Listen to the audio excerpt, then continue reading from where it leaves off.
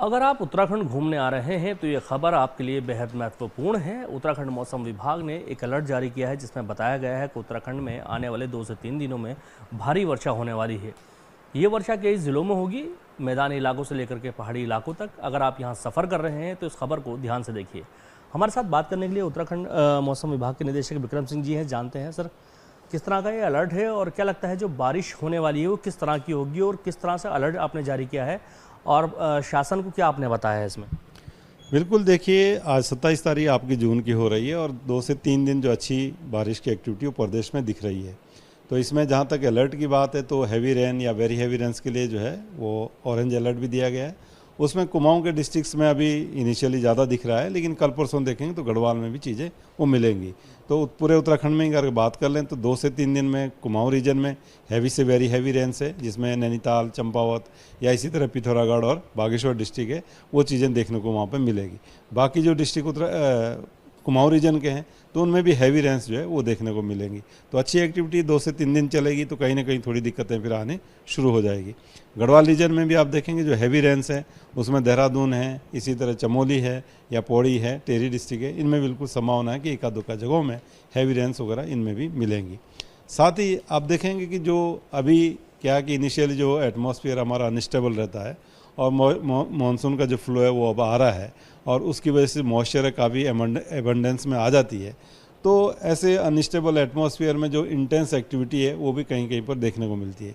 तो intense activity से मतलब ये रहेगा कि विद इन आवर जो है 5 सेंटीमीटर 7 सेंटीमीटर ऐसी रेंज जो है वो देखने को कहीं कहीं पर हिल्स में ज़रूर मिलेंगी। उसकी वजह से कहीं ना कहीं छोटे मोटे लैंडस्लाइड है या फ्लैश फ्लड वाली चीज़ें हैं, गाढ़ गदेरों में एकदम जलस्तर का बढ़ना, वो चीज़ें देखने को मिलेंगी।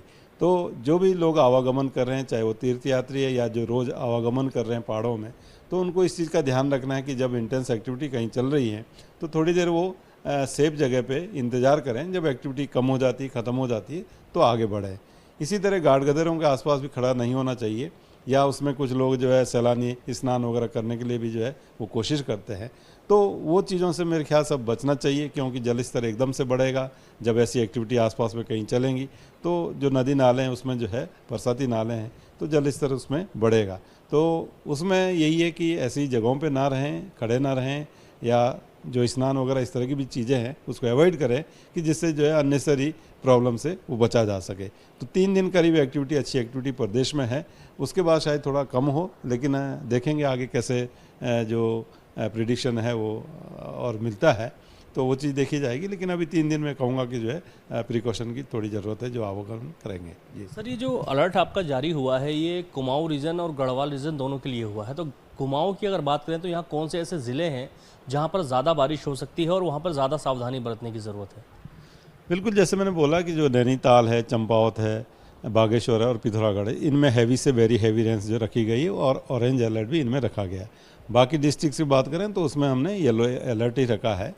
तो येलो का मतलब ये नहीं हो जाएगा कि आप फ्री हो जाएं, मतलब उसमें भी आपको वॉचफुल तो रहना ही है कि इंटेंस एक्टिविटी चल रही है तो थोड़ा आपको सावधानी के जो भी चीज़ आप कर सकते हो वो करनी चाहिए। जैसे ही मैंने बोला कि गाढ़ गदेर है उनमें पानी बढ़ेगा, तो कहीं ना कहीं जो ये वेरी हैवी रेंस है जो डिस्ट्रिक्ट्स मैंने अभी बोले उनमें होगी, तो छोटे मोटे लैंडस्लाइड है या कहीं रास्ते बंद होना है तो इस तरह की चीज़ें दिखेंगी।